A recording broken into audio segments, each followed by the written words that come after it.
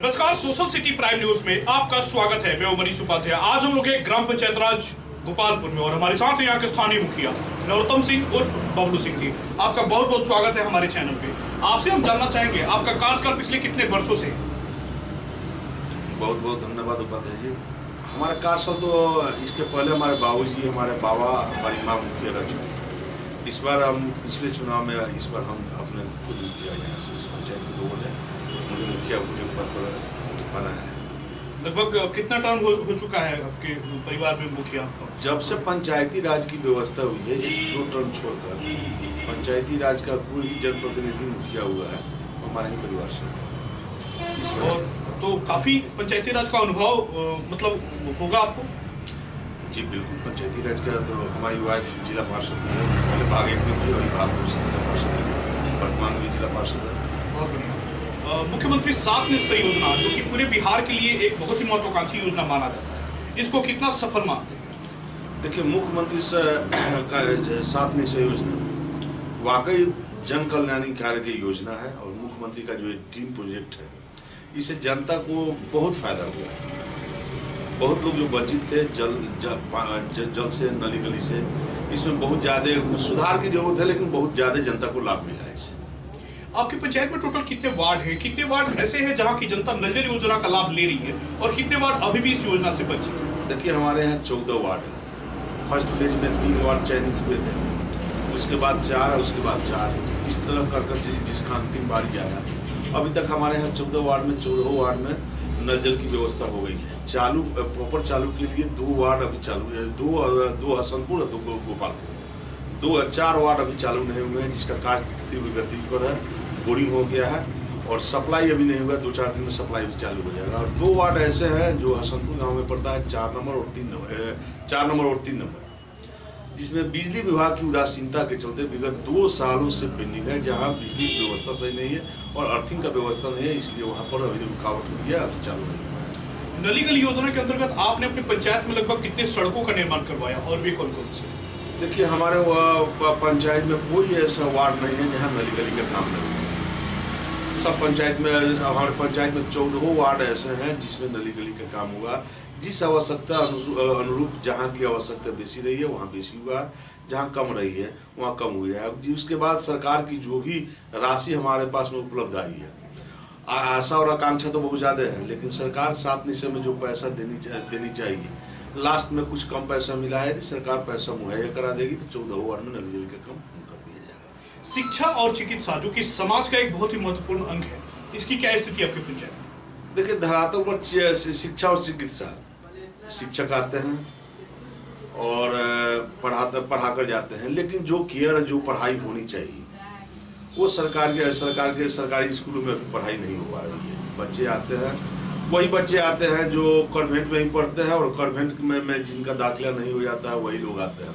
लेकिन पढ़ाई का स्तर जो चाहिए जिस तरह कॉन्वेंट के स्कूलों में होता है, सरकार यदि उसको और थोड़ा हाई क्वालिफाइड करे, जो शिक्षक और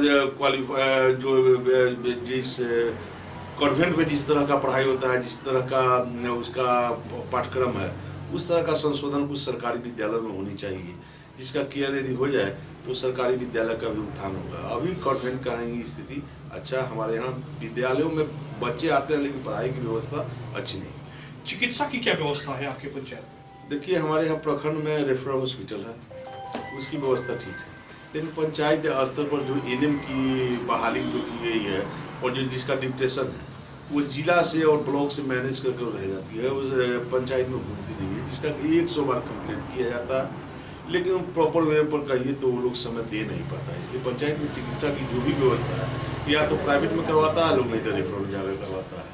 पंचायत में जन वितरण प्रणाली की क्या स्थिति है? देखिए, जन वितरण प्रणाली की पहले जो व्यवस्था थी उससे काफ़ी सुधार हुआ है।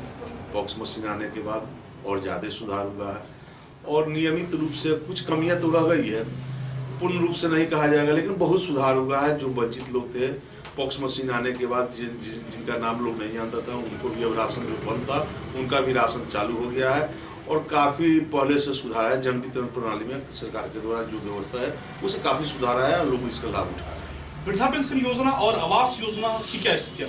देखिए, वृद्धावस्था पेंशन और आवास योजना में 2 चीज़ें हैं, 2 समानता है।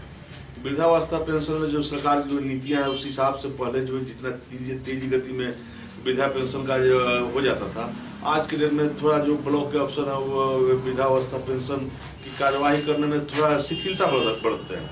वो तो जाता ही है, लेकिन कभी ब्लॉक और मंडल के नाम पर रोक दिया जाता है। वृद्धावस्था पेंशन में सरकार की जो सबसे कमजोरी है, नियमित रूप से लाभुक को पैसा नहीं मिल पाता। पैसा आता है कभी 6 महीना के बाद, कभी 3 महीना के बाद, किसी के खाता में गया, कभी किसी के खाता में नहीं गया।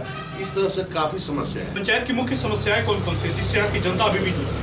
देखिए, यहाँ समस्या है अभी हमारे यहाँ 4 लेन में किसानों को यहाँ मेन हमारा जो पंचायत है किसान ही है और खेती पर ही निर्भर है।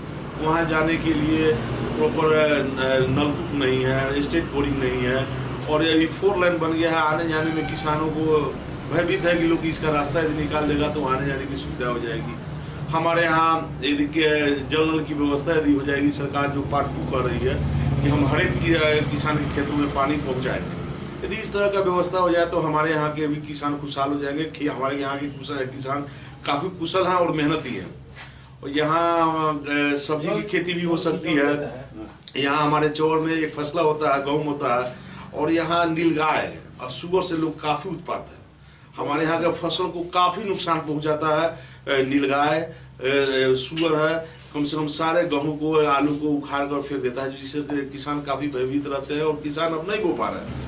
हम जिला पदाधिकारी से आएंगे कि जो हमारी जो मूलभूत समस्या है वो सरकार तक पहुँचाए। 7 निश्चय योजनाओं का जो काम लंबित है, जो फंड के अभाव में है, उस फंड की मुहैया करवा दे, और जल निकासी की जो समस्या है जल निकासी प्रॉपर वे में करवा दे। हमारे यहाँ हरदिया चौर है, हरदिया चौर का एक बार जल उड़ाही हो जाए, जिससे आम लोगों का पानी का निकासी समय पर हो जाए, तो सभी किसानों को खेत बुआई का जो हम लोग लेट हो जाता है, हर साल जल निकलने में जो देरी हो जाती है, उससे काफ़ी समस्या हो जाती है। जिला पदाधिकारी महोदय सब चाहेंगे कि हमारे यहाँ हरदिया चौर का यदि जल निकासी समय पर यदि हो जाए तो किसानों को सही समय पर खेत बुआई का काफ़ी सुविधा हो जाएगा। हमारे यहाँ एक और मेजर समस्या है, हमारे यहाँ बच्चों को खेलने के लिए खेल ग्राउंड नहीं है। बहुत सारे ऐसा पंचायत है जिसमें बच्चों को खेलने के लिए कोई ग्राउंड नहीं है। इस तरह की यदि कुछ मूलभूत समस्याएं यदि सरकार का नज़र इस पर जाए तो आने वाले दिन में हमारे भविष्य को